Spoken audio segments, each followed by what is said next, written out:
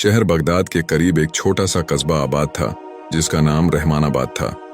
उस कस्बे में नसीर अहमद नाम का एक मछेरा अपनी बीवी सबीना के साथ एक टूटी फूटी झोपड़ी में रहता था। सब लोग उसे नसीर भाई कहकर पुकारते थे। इस कस्बे के दूसरी तरफ एक छोटा सा तालाब था जहां कई मछेरे मछलियां पकड़ने आते थे। अब अल्लाह जाने कि नसीर की किस्मत ही ऐसी थी या कोई इत्तेफाकत था। नसीर जब भी मछली पकड़ने जाता तो उसके जाल में सिर्फ एक ही मछली फंसती थी और फिर बाद में चाहे वह सारा दिन अपने जाल को लटकाए बैठा रहे, उसके जाल में कुछ नहीं फंसता। एक दिन नसीर तालाब के किनारे बैठा हुआ आसमान की तरफ देखते हुए बोला, या अल्लाह, आज तो मेरा जाल मछलियों से भर दो। आपका यह इम्तिहान आखिर कब तक चलेगा? तभी वहां पर अचानक कस्बे का एक आदमी आ गया और बोला, क्यों नसीर भाई, सारा कस्बा जानता है कि तुम्हारे जाल में हमेशा एक ही मछली फंसती है जिससे तुम्हारा और तुम्हारी बीवी का गुजारा चलता है। नसीर ने कहा, भाई इस तरह से मेरा मजाक मत उड़ाओ। वो खुदा तुमसे और मुझसे ज्यादा इस बात को जानता है कि मेरी ऐसी किस्मत क्यों है। वो आदमी बोला, मजाक ना उड़ाऊं तो क्या करूं? अरे तुम्हारा मजाक तो सारा कस्बा उड़ाता है। इतना कहकर वह जोर जोर से हंसने लगा और फिर तंज कसते हुए बोला, एक मछली पकड़ने के लिए इतना बड़ा जाल? देखो तो ये शख्स भी कमाल का है, इसे तो बिल्कुल भी शर्म नहीं आती। उसकी बात सुनकर नसीर मायूस हो गया और फिर उसने अपना जाल तालाब में फेंका। थोड़ी देर के बाद उसके जाल में एक मछली फंस गई। वह आदमी फिर से बोला, देखो मैंने तो पहले ही कहा था ना कि तुम्हारे जाल में सिर्फ एक ही मछली फंसेगी, दूसरी कभी नहीं फंसती। अब एक काम करो, इस मछली को लेकर चुपचाप अपने घर चले जाओ, क्योंकि आज का तुम्हारा काम तो हो गया है। अब चाहे तुम शाम तक बैठे रहो, जितनी बार भी जाल तालाब में डालो कोई मछली नहीं फंसने वाली। इतना कहकर वह आदमी फिर से जोर जोर से हंसने लगा और मजाक उड़ाता हुआ वहां से चला गया। अब नसीर बेचारा शाम तक अपना जाल पसार के तालाब के किनारे बैठा रहा, लेकिन कोई और मछली उसके जाल में नहीं फंसी। थक हार कर नसीर अपने घर चला गया और वह एक मछली अपनी बीवी सबीना को देते हुए बोला, आज भी सिर्फ एक ही मछली मेरे जाल में फंसी है, पता नहीं अल्लाह की क्या मर्जी है। उसकी बीवी बहुत ही लालची और गुस्सैल थी। वह बोली, मेरी तो किस्मत ही फूट गई है, तुमसे शादी करके तो मैंने अपनी जिंदगी बर्बाद कर ली है। कैसे शख्स हो तुम? बाकी सभी मछेरे तो जाल भर भर के मछलियां लेकर आते हैं और उन्हें बेचकर खूब पैसा भी कमा लेते हैं, और एक तुम हो जो सिर्फ एक मछली लेकर ही घर में आते हो जिसे पकाकर तुम मेरा अकेले का पेट भी नहीं भरता। नसीर उदास होकर कहने लगा, सबीना तुम ऐसी बातें मत करो, सारा कस्बा मुझे ताने मारता है, मुझे इस बात का कोई दुख नहीं होता, लेकिन जब तुम मुझे ताने मारती हो तो जैसे मेरा कलेजा एकदम फट सा जाता है। और फिर सबीना बोली, मेरी समझ में यह नहीं आता कि आखिर तुम अपने कस्बे के इस बेकार से तालाब के पीछे ही क्यों पड़े हो? उसके अलावा भी कई और तालाब हैं, तुम उधर जाकर मछलियां क्यों नहीं पकड़ते? नसीर बोला, बाकी तालाब या तो बादशाह के इख्तियार में है या फिर डरावने और घने जंगलों के बीचों बीच हैं। अब ऐसे हालातों में मैं क्या कर सकता हूं? सबीना बोली, मुझे इस बात से कोई मतलब नहीं है, तुम किसी भी तरह कुछ भी करके ज्यादा से ज्यादा मछलियां पकड़ा करो, नहीं तो जो आदमी करते हैं ना वह मुझे करना पड़ेगा। नसीर बोला, क्या मतलब है तुम्हारा सबीना? क्या करना पड़ेगा तुम्हें?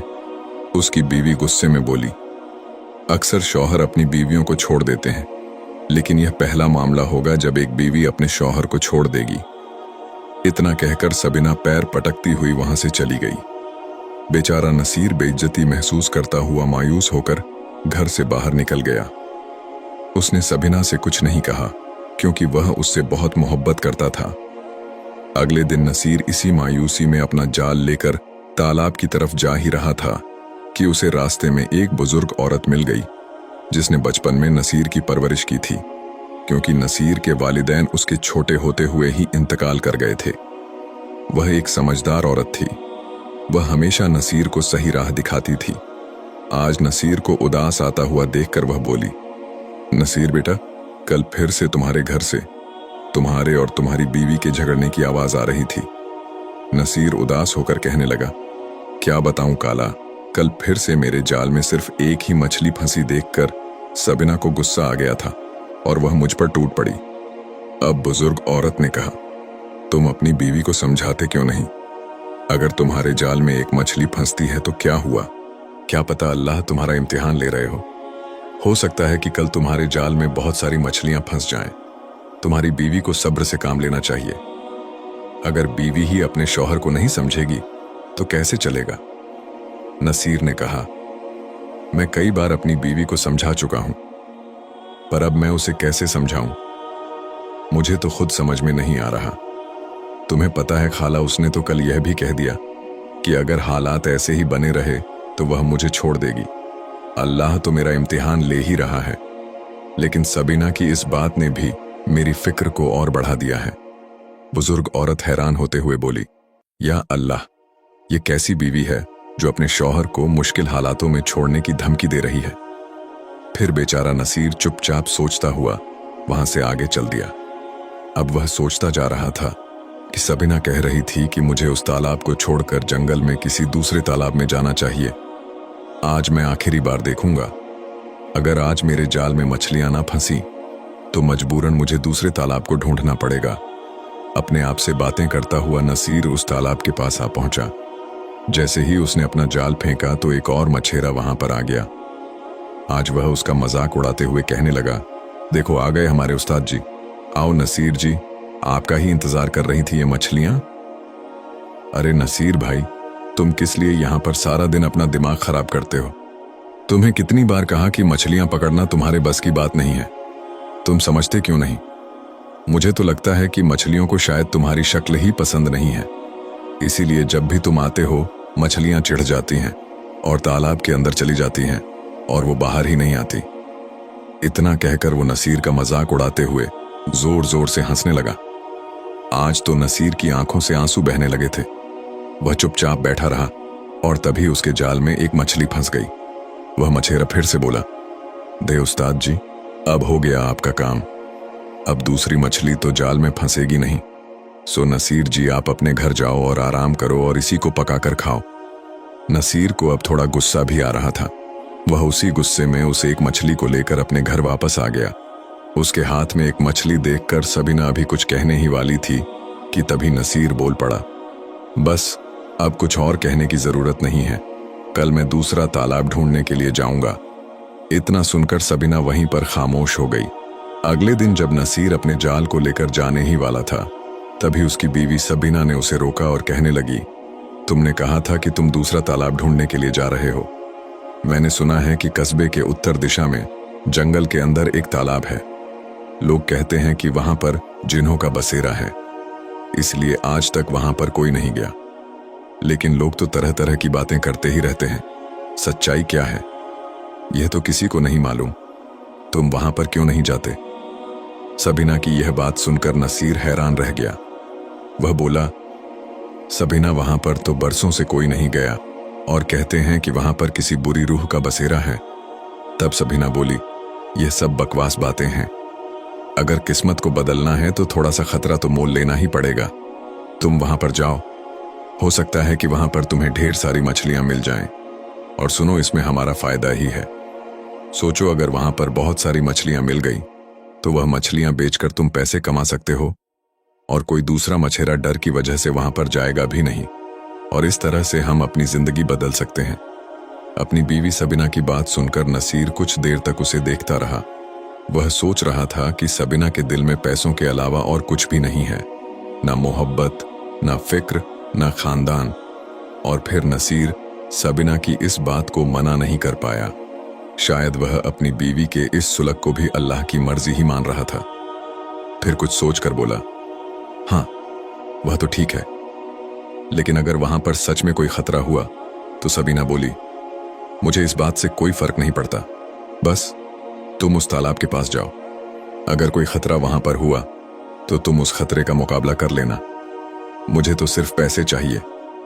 सबीना की बातों से दुखी होकर नसीर उस पुरसार तालाब की तरफ चल दिया। रास्ता बिल्कुल सुनसान था। कुछ देर के बाद नसीर तालाब के पास पहुंच गया। उसने देखा कि वहां पर अजीब सा सन्नाटा छाया हुआ था। ऐसा लग रहा था जैसे कोई शख्स तो दूर की बात है, बरसों से वहां पर कोई जानवर तक नहीं आया। यही सब कुछ सोचता हुआ नसीर तालाब की तरफ देखने लगा। हिम्मत करके उसने अपना जाल तालाब में फेंक दिया। नसीर को जाल फेंके हुए थोड़ा ही समय हुआ था कि अचानक एक चमकदार मछली उसके जाल में फंस गई। वो मछली कुछ अलग लग रही थी। नसीर हैरान होकर सोचने लगा, कमाल की बात है, यहां पर भी मेरी किस्मत में सिर्फ एक ही मछली है। उसने तुरंत मछली को बाहर निकाला और उसे अपनी बाल्टी में रख लिया। बाल्टी में रखते ही जैसे करिश्मा हो गया, मछली के मुंह से एक सोने का टुकड़ा निकला। नसीर ने जब यह देखा तो बोला, या अल्लाह, यह तालाब के बारे में तो सबने कहा था कि यहां पर खतरा है, लेकिन यह तालाब तो बहुत ही करिश्माई है। दरअसल नसीर का दिल बिल्कुल साफ था। वह हमेशा अल्लाह की मर्जी में ही खुश रहता था। अब पता नहीं अल्लाह उसकी इम्तिहान ले रहे थे या फिर उसकी बीवी सबीना का इम्तिहान। जब मछली ने सोने का टुकड़ा दिया तो नसीर खुशी खुशी उसे अपने घर लेकर आया। उसने मछली और सोने का टुकड़ा अपनी बीवी को दिखाते हुए कहा, प्यारी बीवी, बड़ी अजीब सी बात है, उस तालाब में भी मेरे जाल के अंदर बस एक ही मछली फंसी है, लेकिन जैसे ही मैंने उस मछली को बाल्टी में रखा तो उसके मुंह से यह सोने का टुकड़ा निकला। सबीना ने जब वह सोने का टुकड़ा देखा तो उसकी आंखों में लालच की चमक आ गई। वह हैरान होते हुए बोली, यह तो बहुत अच्छी बात है, एक मछली मिल गई जिसे खाकर हम अपना पेट भर सकते हैं, और साथ में सोने का टुकड़ा भी। ये तो सचमुच करिश्मा हो गया। अब सोचो, अगर तुम रोज वहां पर जाओ तो हमारे पास कितना सोना आ जाएगा। ऐसा करना, कल से तुम रोज वहां पर जाना। और फिर अपनी बीवी की बात को मानते हुए नसीर अगले दिन फिर से तालाब पर आ गया। फिर से एक मछली फंसाई, उसने भी सोने का टुकड़ा दिया। अब तो नसीर का रोज का यह काम हो गया। देखते ही देखते नसीर और सबीना के हालात बदल गए। नसीर की पुरानी झोपड़ी की जगह पर अब एक पक्का और आलीशान हवेली बन चुकी थी। अब कस्बे के सभी लोग उसे इज्जत की नजरों से देखने लगे थे। नसीर की हवेली में अब नौकर चाकर, सुख सुविधाएं, सब कुछ था। एक दिन नसीर रास्ते से गुजर रहा था कि उसे वही बुजुर्ग औरत मिली। उसने नसीर की तरफ देखते हुए कहा, नसीर बेटा, अच्छा हुआ कि तुम मुझे यहाँ पर मिल गए। देखो, मैंने कहा था ना कि अल्लाह तुम्हारा इम्तिहान ले रहे हैं, और तुम्हारी किस्मत जाग गई। नसीर बहुत ही खुश हुआ और अल्लाह का शुक्र अदा करते हुए बोला, हाँ काला, अल्लाह बहुत ही रहमत वाला है, आपकी बात बिल्कुल सही निकली। नसीर उस औरत को अपनी अम्मी की तरह समझता था।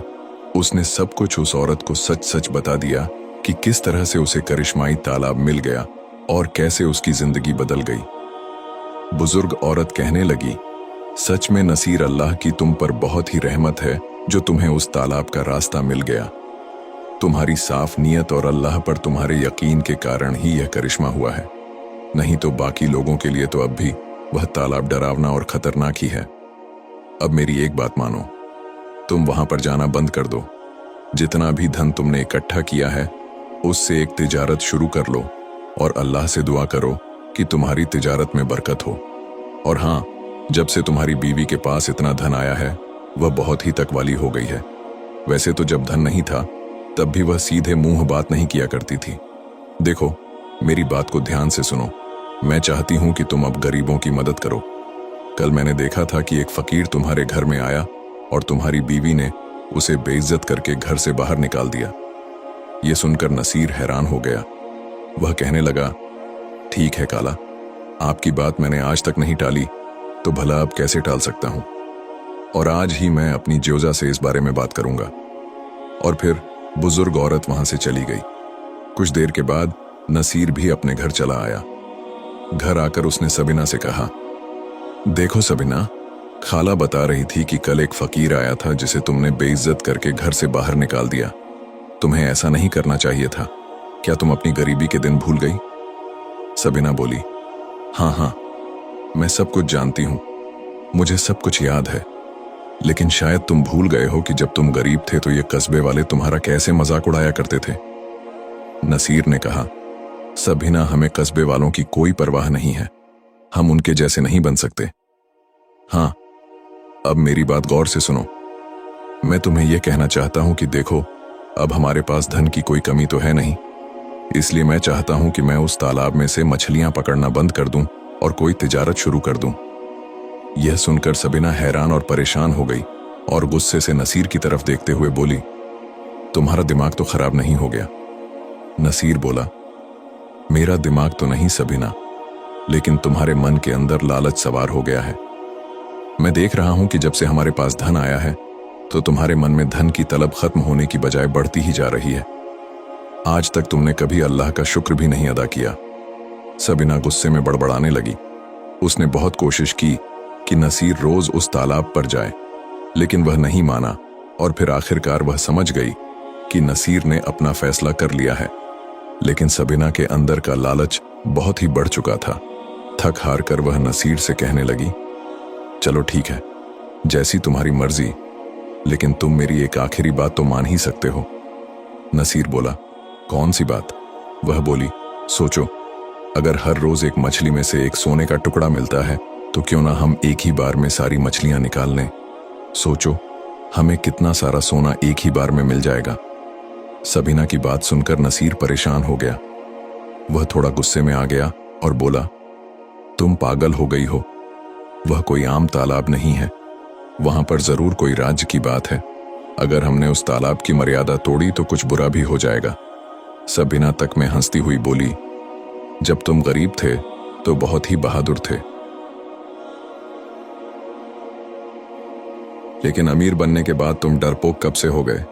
देखो, अब तुम फिर से उस तालाब के पास जाने के लिए मना मत करो। मेरे कहने पर तुम यह आखिरी काम तो कर ही सकते हो। अगर तुमने मेरा कहा नहीं माना तो मैं जहर खा लूंगी और अपनी जान दे दूंगी। तुम्हें मालूम है कि मैं कितनी जिद्दी हूं। यह सुनकर नसीर हैरान रह गया।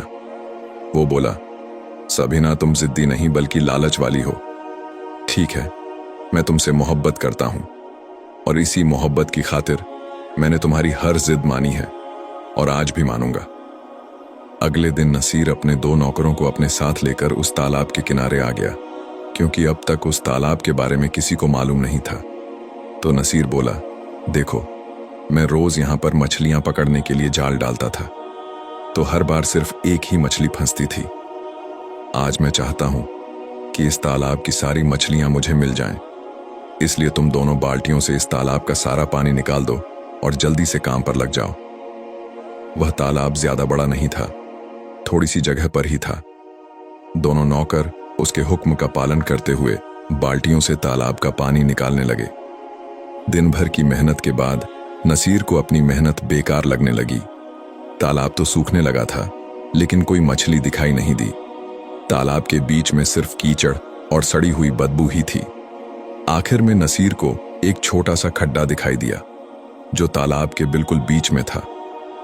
नसीर ने जब उस खड्डे में अपना हाथ डाला तो उसी पल गहरा काला धुआं बाहर निकलने लगा।